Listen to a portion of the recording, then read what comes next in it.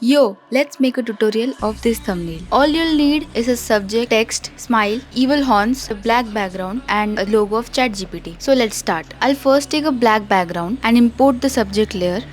I will adjust it to the right hand side corner. Next step, I'll take the logo of ChatGPT and press Ctrl T to transform it. Once it's done, I'll then press Alt and drag the logo to make a copy. Now I'll press Shift and select and press Ctrl G and double click to add some effects. I'll just add bevel and emboss, some drop shadow.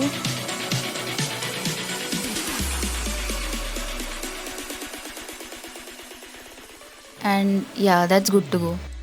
Now I'll import the photo of evil horns. Like this, I'll place here and then drag behind. Then I'll take the smile. Yes, that looks fine. Now the text layer. I'm using this text for this thumbnail.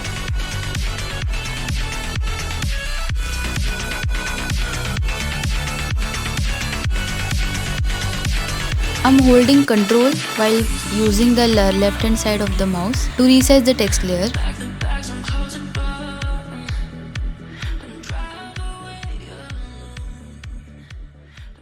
Yes. A little adjustment and done. Now the question mark symbol, of course. Yeah, because I want totally blank. Let's add some stroke on this question mark so it will pop a little bit. Then a little bit shadow on the main layer.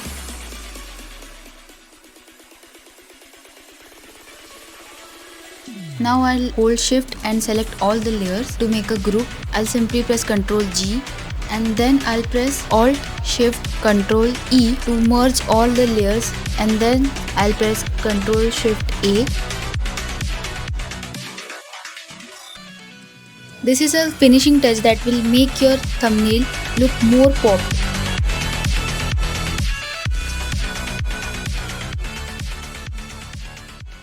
You already see the difference, right?